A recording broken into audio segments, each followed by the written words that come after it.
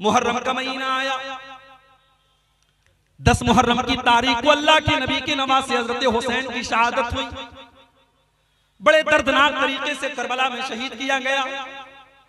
उस शहादत को याद करने के लिए हजरत हुसैन के कब्र की एक शबी बनाई गई, जिसको ताजिया का नाम दिया गया।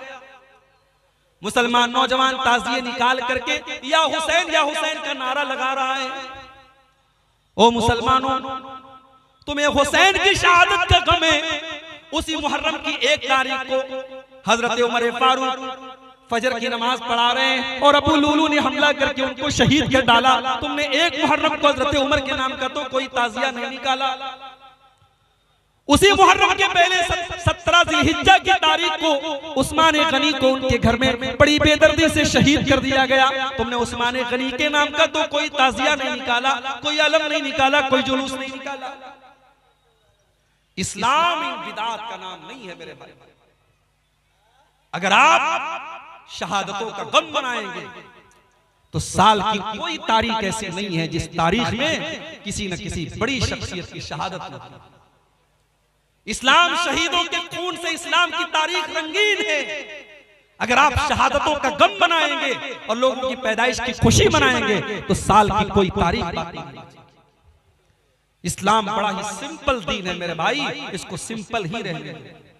इसमें बिदात मत निकालो, इसमें कोई नए नए काम मत निकालो। इंतकाल हो गया किसी इंसान का, तीसरे दिन आपने बिरयानी बनवा दी, आपने लंबा चौड़ा खाने का इंतजाम किया, पूरे खानदान के लोग आकर के दावत उड़ा रहे हैं। मेरे नाना का इंतकाल, मेरे नाना के घर में भी ये बिदात और खुराफात अंजाम दी जाती है। मैं समझाता हूँ, नसीहत करता हूँ, लेकिन बहरहाल है माहौल है। जब तक अल्लाह हिदायत न दे इंसान के बस की बात नहीं। नाना का इंतकाल हुआ, आज इंतकाल हुआ है, अगले दिन रात में बिरयानी बनाने की तैयारी चल रही है। मसाला पीसा जा रहा है, प्याज काटी जा रही है। मेरे मामू लोग बैठे थे, मैंने कहा कि आपको कुछ समझ में आ रहा है? कल आपके बाप का जनाजा निकला था और आज आप बैठ करके दावत का इंतजाम कर रहे हैं। तो मेरे मामू की आंखों से आंसू आ गए। कहा कि बात आपकी बिल्कुल सही है, हमें भी ये चीज गलत लग रही है, मगर हम नहीं करेंगे तो समाज को क्या मुनाफा? अगर हम नहीं करेंगे तो कल समाज ये कहेगा कि इनके बाप का इंतकाल हो गया, इन्होंने अपने बाप का तीजा नहीं किया, इन्होंने अपने बाप का 40वां नहीं किया, इन्होंने अपने बाप की बरसी नहीं की। इस गम ने हमको मारा कि लोग क्या कहें। मेरे भाइयों, लोगों की परवाह मत करो। परवाह करना है तो अल्लाह और उसके रसूल की परवाह करो। हिसाब व किताब हमें अल्लाह की बारगाह में देना है। लोगों का क्या है? आप मरेंगे, लोग मिट्टी देकर के हाथ झाड़ के चले जाएंगे, लोग कब्र में आपके काम नहीं आएंगे, लोग आखिरत में आपके काम नहीं आएंगे। लोगों का क्या है मेरे भाई? इतना बड़ा जलजला आया तुर्की और सीरिया के अंदर, आराम से लोग होटलों में बैठ के खाना खा रहे हैं, बच्चों के साथ खेल रहे हैं। अचानक जलजला आता है, न बीवी को शौहर की फिक्र है, न बच्चों को बाप की फिक्र है, न बाप को बेटे की फिक्र है। सब भाग रहे हैं और अपनी जान बचाने के लिए सब बेताब पड़े हैं। एक छोटे मोटे जलजले में हमने कयामत का नक्शा देखा है। सोचो मेरे प्यारे साथियों, जब कयामत के दिन का जलजला आएगा तो क्या आएगा? यौम यफिरुल मर्उ मिन अखीहि व उम्मिहि व अबीहि व साहिबतिहि व बनीहि लिकुल्लि इम्रिइन मिनहुम यौमइज़िन शानुन युगनी। कयामत के दिन इंसान अपनी माँ को देख करके भागेगा, अपने बाप को देख करके भागेगा, अपनी बीवी को देख करके भागेगा, अपने बच्चों को देख करके भागेगा। वहां कोई किसी का पुरसान हाल नहीं होगा। जब वहां कोई किसी के काम नहीं आएगा तो दुनिया में दूसरों की खुशी के लिए हम अल्लाह की शरीयत का खिलवाड़ न बनाए। मेरे प्यारे साथियों, बाप दादा ने क्या किया, समाज में क्या हो रहा है, माहौल में क्या चल रहा है, आप इसकी परवाह मत कीजिए, आप कुरान और हदीस पर अमल कीजिए। आज हमारे यहाँ की शादियों का हालात देखिए। हमारे बहुत सारे नौजवान हर जलसे में तकरीर सुनने जा रहे हैं, अब्दुल गफ्फार साहब से बड़ी मोहब्बत करते हैं, हमारे साथ सेल्फी लेने के लिए तैयार हैं। लेकिन आपने कभी ये सोचा कि आप जब शादी करते हैं तो आपको बाकायदा सामान तिजारत बना करके आपका सौदा किया जाता है? गरीब लड़की के बाप से सौदा किया जाता है कि शादी के मौके पर आपको ये चीजें देनी पड़े। अगर आपके दिल में जर्रा बराबर गैरत है मेरे नौजवानों, अगर इस जलसे में 500 नौजवान भी बैठे हैं, अगर 500 नौजवान ये दिल में इरादा कर लें कि हम अपनी शादी में जहेज नहीं लेंगे, हम अपनी होने वाले ससुर के ऊपर कोई बोझ नहीं डालेंगे, तो 500 फैमिलीज से आप इस बोझ को खत्म कर देंगे। 500 गरीब बेटियों के बाप सुकून की सांस लेंगे अगर सिर्फ 500 नौजवान इस जलसे में ये तय कर ले कि हम जहेज नहीं देंगे। हमारे यहाँ बिरादरी चलती है, कोई शेख है, कोई अंसारी है, कोई शेरशाबादी है, कोई कुछ है, कोई कुछ है, मगर इन खुराफात की कोई बिरादरी नहीं। शेख भी जहेज ले रहा है, अंसारी भी ले रहा है, शेरशाबादी भी ले रहा है, अहले हदीस भी ले रहा है, देवबंदी मसलक का भी ले रहा है। जहेज की और इन रस्मों की कोई बिरादरी नहीं है मेरे भाई। अल्लाह के वास्ते आप इस बुराई को खत्म करो मेरे भाई। आज हालात ये हो गए, पहले महीने में एक खबर आती थी कि कोई मुसलमान लड़की गैर मुस्लिम के साथ फरार हो गई, मुर्तद हो गई। पहले महीने में, साल में एक खबर आती थी। अब रोजाना व्हाट्सएप पर खबरें आती हैं। नेहा अंसारी ने शादी कर ली रोहित के साथ, शबाना शेख ने शादी कर ली संजय के साथ। लड़की मुसलमान है, फेसबुक पर गैर मुस्लिम लड़के से दोस्ती कर रही है, उसको आई लव यू बोल रही है, उससे मोहब्बत का इजहार कर रही है, उसके साथ फोटो खींच करके उसके साथ अपने इश्क और मोहब्बत का चर्चा कर रही है, और फिर एक दिन उसके साथ भाग जाती है और उसके मजहब में दाखिल हो जाती है।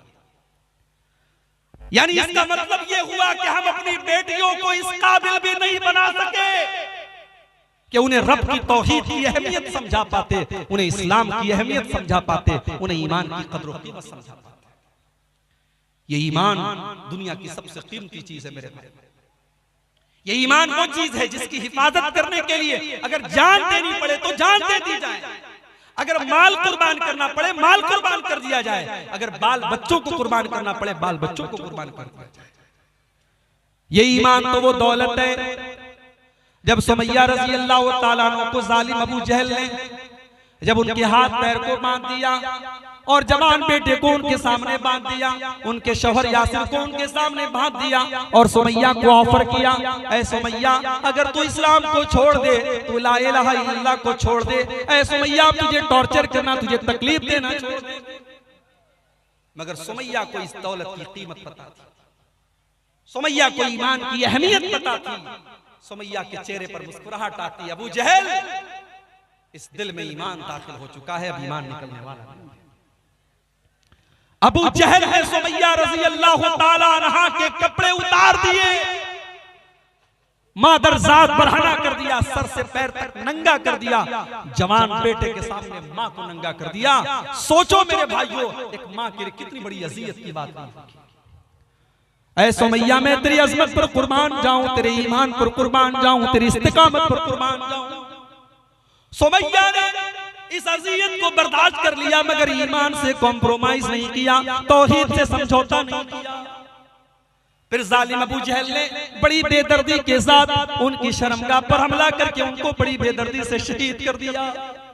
सुमैया ने शहादत दे दी, अपनी जान दे दी, मगर अपनी तौहीद से समझौता नहीं किया।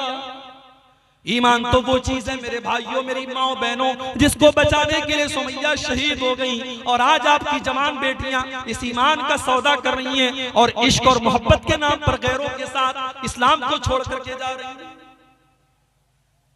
बड़ी प्लानिंग के साथ ये काम हो रहा है, और हम और आप जहेज लेके लेने देने में मगन बने हुए हैं, हम और आप अपने फजूल के रस्म रिवाज में मगन बने हुए हैं।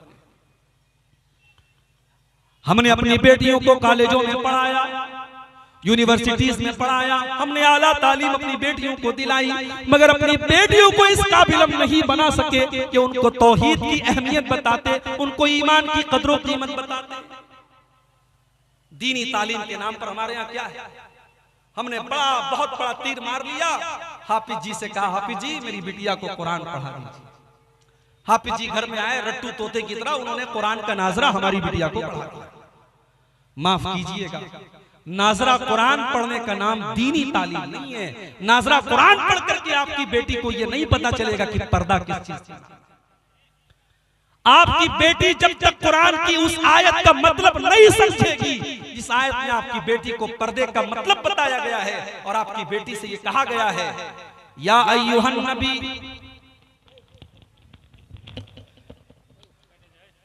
या अय्युहन नबिय्यु कुल लिअज़वाजिका व बनातिका व निसाइल मुमिनीना युदनीना अलैहिन्ना मिन जलाबिबिहिन्ना।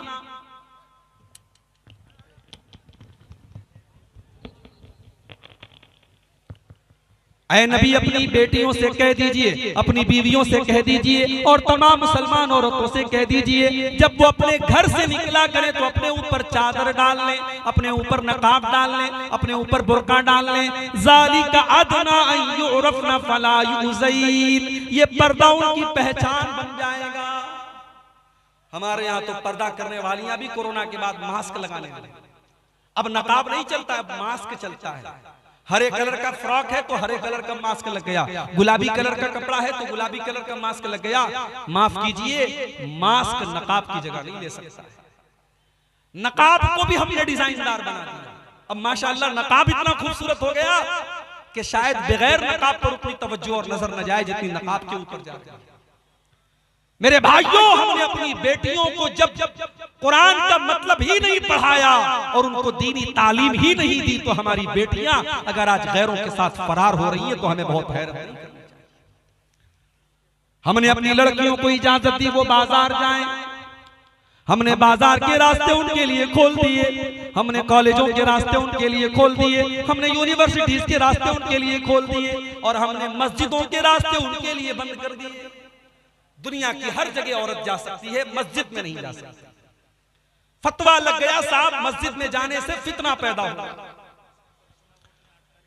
मेरे भाइयों, आज आप गौर करें कि आज मुस्लिम पर्सनल लॉ बोर्ड भी ये कह रहा है कि नहीं, अगर पर्दे का इंतजाम हो तो औरतों को मस्जिद में इंतजाम उनका होना चाहिए। बड़ी देर में बात आई है मगर देर आए दुरुस्त आए। जब बीमार इंसान होता है ना, मेरे साथ एक्सीडेंट हुआ, ऐसे बजाय मुझे कोई चोट नहीं आई मगर 2 दिन के बाद अब मेरे सीने में दर्द हो रहा है, पीठ में दर्द हो रहा है। अब मैं डॉक्टर क्या जाऊंगा, डॉक्टर मुझे पेन किलर देगा, अगर अंदरूनी कोई चोट नहीं है तो पेन किलर देगा और साथ में एंटीबायोटिक। उसूल यही है, बीमारी जितनी तगड़ी हो एंटीबायोटिक उतना तगड़ा दिया जाता है। आज एक तरफ बेपर्दगी की बीमारी है, एक तरफ बेहयाई की बीमारी है, एक तरफ फेसबुक की बीमारी है, एक तरफ इंस्टाग्राम की बीमारी है, एक तरफ व्हाट्सएप की बीमारी है। आपकी जवान बेटियों के हाथ में मोबाइल है, रात में 12 बजे वो किससे बात करती हैं आप नजर नहीं रख सकते मेरे भाई। उनके फेसबुक पर उनसे प्राइवेट में कौन कौन चैटिंग कर रहा है आप नजर नहीं रख सकते। जब बीमारियां इतनी बढ़ गई हैं तो एंटीबायोटिक का डोज भी उतना ही तगड़ा होना चाहिए। अगर आपने अपनी बेटियों की सही तरबियत नहीं की, मेरी बात लिख के रख लीजिए, आने वाले 10 और 15 सालों के बाद शायद कोई गांव ऐसा नहीं होगा, कोई खानदान ऐसा नहीं होगा जहां की कोई न कोई लड़की गैर मुस्लिम के साथ फरार होकर के मुर्तद न हुई हो। ये जंगल की आग की तरह ये चीज फैल है। अल्लाह ने कुरान में फरमाया, या अय्युहल्लज़ीना आमनू कू अनफुसकुम व अहलीकुम नारा, ऐ ईमान वालों अपने आप को और अपने परिवार को, अपनी फैमिली को, अपने बाल बच्चों को जहन्नम की आग से बचाओ। अपने दिल पर हाथ रख के बताइए, औलाद वालों, आपका बेटा अगर आग में जल रहा हो और आपको पता लग जाए तो क्या आप जलसे में बैठ करके अब्दुल गफ्फार साहब की तकरीर सुनेंगे? आप दौड़ते भागते जाएंगे। आपको मोबाइल पर कॉल आ जाए कि मेरे बेटे का एक्सीडेंट हो गया, आप हॉस्पिटल पहुंचेंगे और अगर जरूरत पड़ी तो अपना खून दे करके और अपनी जान दे करके आप अपने बच्चों को बचाएंगे। इतनी मोहब्बत करते हैं अपनी फैमिली से, अपने परिवार से, अपने बाल बच्चों से। अल्लाह तबारक व तआला उसी मोहब्बत को अपील करते हुए फरमाता है, या अय्युहल्लज़ीना आमनू कू अनफुसकुम व अहलीकुम नारा, ऐ ईमान वालों, जिस परिवार से, जिस अहलो अयाल से तुम इतनी मोहब्बत करते हो, उसको दुनिया की आग में तुम जलते हुए नहीं देखना चाहते हो। तुम्हारे बाल बच्चे, तुम्हारे बेटे और बेटियां जहन्नम की आग में कैसे जल रहे हैं और तुम कैसे गवारा कर रहे हो। अपने बच्चों को बचाओ जहन्नम की आग से।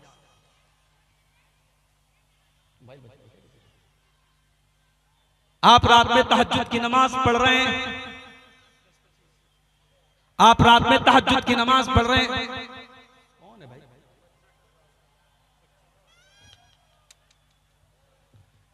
सुकून होना चाहिए प्रोग्राम। एक तो ये शुरू में ये चैनल वाले बिला वजह परेशान करते रहते हैं।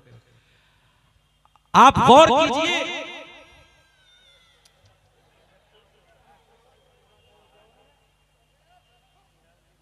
अल्लाह रहम फरमाए। बच्चों की मोहब्बत हमारे और आपके दिल में होती है, लेकिन अगर आप तहज्जुद की नमाज पढ़ रहे हैं और आपका बेटा गलत रास्ते पर जा रहा है और आपकी बेटी गलत रास्ते पर जा रही है मेरे भाइयों, तो अल्लाह क्या हमारी और आपकी गर्दन बच नहीं सकती। अल्लाह के नबी फरमाते कुल्लुकुम राइन व कुल्लुकुम मसऊलुन अन रइयतिही, तुम में से हर इंसान जिम्मेदार है और उसकी जिम्मेदारी के बारे में कल कयामत के दिन सवाल किया जाएगा। आपको अपने बच्चों की बहुत फिक्र है, आपने बच्चों के लिए प्रॉपर्टी बनाई, आपने घर मकान बनाया, आपने सोने चांदी के जेवरात बनाए, मगर अपने दिल पर हाथ रख के बताओ आपने अपने बच्चों की आखिरत के लिए क्या किया? आखिरत के लिए आपने क्या किया? दुनिया में तो चलो आपने अपने बच्चों का इंतजाम कर दिया, मगर आपको अपने बच्चों की आखिरत की कितनी फिक्र है? कभी आपने इस पर गौर किया? आज कितने मुसलमान हैं, बच्चा बीमार हो गया, माँ उसकी मालिश कर रही है, मालिश करने के बाद काजल का टीका लगा रही है। आप क्या लगाते? नहीं लगाते? काजल का टीका लगाती है पेशानी। औरतों से पूछो क्यों लगाती हो, कहती है नजर नहीं लगती। किसने बताया भैया? कुरान में लिखा है, नबी ने फरमाया, सहाबा ने किया नहीं। टोटका है हिंदुस्तान के माहौल में राइज हो गया, बच्चे को नजर का टीका लगाया जा रहा है। घर में नजर न लगे, गैर मुस्लिमों के यहाँ नींबू और मिर्चे लटकाए जाते हैं, मुसलमानों के घरों में भी मिर्ची और नींबू लटकाए जाते हैं। बच्चा बीमार हुआ, आपने उसके पेट में तावीज बांध दिया, उसके गले में तावीज बांध दिया। मेरे भाइयों, क्या आपने नबी की वो हदीस नहीं सुनी, मन अल्लक़ तमीमतन फ़क़द अशरक, जिसने तावीज लटकाया उसने शिरक। अल्लाह के प्यारे नबी अपने नवासे हसन और हुसैन को पढ़ करके दम करते हैं, उईज़ुकुमा बिकलिमातिल्लाहि ताम्मा मिन कुल्लि शैतानिन व हाम्मा व मिन कुल्लि ऐनिन लाम्मा। आपने दुआ याद नहीं की, आपको दुआ पढ़ना नहीं आता, तो आपने शॉर्टकट तलाश किया, आपने मौलवी साहब से कहा तावीज बना के दे दीजिए, मौलवी साहब ने तावीज बना के दे दिया। मेरे भाइयों, इन बिदात और खुराफात से अपनी फैमिली को बचाओ, शिर्क से बचाओ अपने बच्चों को। हजरत याकूब अलैहिस्सलाम को देखो, उनके 12 बच्चे हैं। याकूब अलैहिस्सलाम का इंतकाल होने वाला है आखिरी टाइम में, 12 बच्चे उनके बिस्तर को लपेटे, बिस्तर को घेरे हुए हैं। हजरत याकूब अलैहिस्सलाम अपने बच्चों से कहते हैं, अम कुंतुम शुहदा इज़ हज़र याकूब अल मौत इज़ क़ाल लिबनीहि मा ताबुदून मिन बादी। हजरत याकूब अपने बच्चों से कहते हैं, किसकी इबादत करोगे? कालू नाबुदु इलाहका व इलाह आबाइका। बच्चे कहते हैं, अब्बा जान, हम आपके और अपने बाप दादा के माबूद की इबादत करेंगे, अल्लाह की इबादत करेंगे। याकूब अलैहिस्सलाम को अपने इंतकाल के टाइम बच्चों की तौहीद की फिक्र है। मेरे प्यारे साथियों, अपने बच्चों की अकीदे की फिक्र कीजिए। और जाते जाते मैं चाहता हूं कि थोड़ा सा आप, चूंकि मैं मजबूरी की वजह से मुझे पहले नंबर दिया गया है, जलसे वालों को इस बात का भी डर है कि कहीं जो चंदे का एक उम्मीद, प्रोग्राम के जरिए उम्मीद है चंदे की, कहीं वो चंदा कम ना हो जाए। मैं बड़े अदब से आपसे गुजारिश करता हूं, मेरी तकरीर का आखिरी पॉइंट चल रहा है, 5-10 मिनट आप आइए और इस कब्रिस्तान के रास्ते के लिए, जाहिर है कब्रिस्तान हमारी बड़ी बुनियादी जरूरत है, ये सदक़े जारिया होगा। अगर आपने 100 रुपया, 1000 रुपया, 10,000 रुपया, जो भी आपकी ताकत है, आपने अगर कब्रिस्तान में ताउन किया, तो जब तक ये कब्रिस्तान का रास्ता रहेगा तब तक आपको और जिसकी तरफ से आपने सदका दिया होगा उसको उसका सवाब मिलता रहेगा। मैं आपसे गुजारिश करूंगा कि आप इस कार्य खैर में हिस्सा लेते चले जाएं और ताउन करते चले जाएं। मुझे इस बात का भी हुक्म मिला है कि थोड़ा बहुत आपका ताउन भी जो है मैं कबूल करूं। मेरे भाइयों, आज हमें और आपको इस कार्य खैर में, इस तरीके की चीजों में भी अपने आप को और अपने घर वालों को हिस्सा दिलवाना चाहिए। नबी अकरम ने औरतों से फरमाया था, तसद्दक़ना, तुम सदका खैरात किया करो, फ़इन्नी उरीदुकुन्ना अक्सर अहलिन नार, मैंने तुमको जहन्नम की आग में बहुत ज्यादा जलते हुए देखा।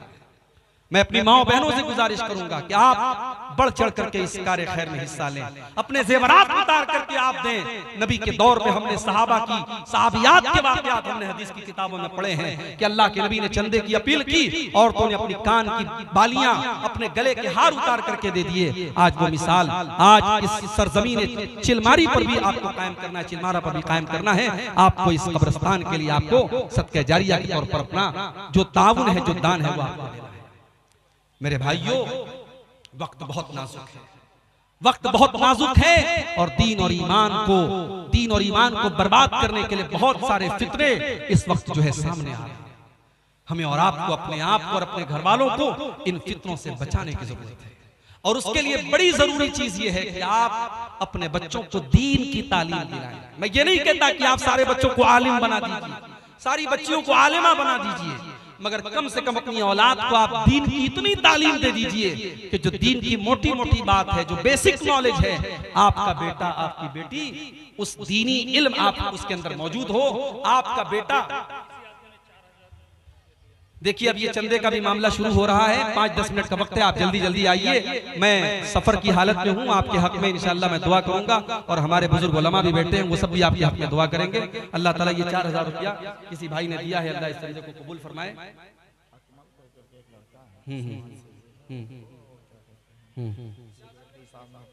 जी जी जी जी, बुलाए अकमल भाई, अगर आवाज सुन रहे हो तो वहाँ स्टेज पर यहाँ चले आए। जो इस इलाके के बड़े मोहतरम एक शख्स हैं, समाज सेवी हैं, उनको यहाँ बुलाया जा रहा है कि वो आए और इस कार्य खैर में वो भी जो है हिस्सा लें। और आप सबसे मैं ऐलान करता हूँ, अपील करता हूँ कि आप आइए, शर्माइए मत, पीछे मत रहिए, आइए। और मेरे हाथ पर अगर आप देना चाहते तो मेरे हाथ बोल दीजिए। तो हमारे जो मामू हैं अबुल कासिम बिजली साहब, उनको भी आप देना चाहें उनको भी आप दे सकते हैं। पूरे इलाके के मामू हैं। तो मेरे भाइयों, वक्त बिल्कुल खत्म हो रहा है। 11 बजे मुझे कटिहार पहुंचना है, 10:30 बज चुके हैं। आप आइए और थोड़ा जल्दी जल्दी जो भी इस कब्रिस्तान के लिए आप ताउन कर सकते हो कीजिए। ये किसी भाई ने 500 रुपया दिया है, अल्लाह ताला उसके ताउन को कबूल फरमाए। अल्लाह ताला जो भी हमारे भाई सलीमुद्दीन अंसारी 200 रुपया, सलीमुद्दीन भाई ने 200 रुपये दिए, अल्लाह उनके सदके को भी कबूल फरमाए। और कोई भाई अगर इस कार्य खैर में हिस्सा लेना चाहते हो तो आए, आगे बढ़ें। और एक साहब 50 रुपये। देर न करें, मौलाना चले जाएंगे। इमाम साहब इस मस्जिद के, उन्होंने रजाकार हजरात पिंडाल में चादर लेकर जाएं। औरतों के पिंडाल में जिन रजाकार को जिम्मेदारी दी गई है वो चादर लेकर औरतों के पिंडाल में जाएं। जो भी भाई कुछ मजबूरियों के पेश नजर हजरत मौलाना अब्दुल गफ्फार सलफी हफिज़हुल्लाह को अभी वक्त दिया गया था। अब आपके सामने इश्तिहारी मुकर्रिर बहुत सारे मौजूद हैं। कब्रिस्तान आपको बनाना है, आपको हजरत अली साहब जो उत्तर दिनाजपुर से तशरीफ लाए हैं, इसी तरीके से अब्दुर्रहमान नजमी साहब, देखिए मौलाना अबुल कासिम बिजली साहब। मैं तो चला जाऊंगा,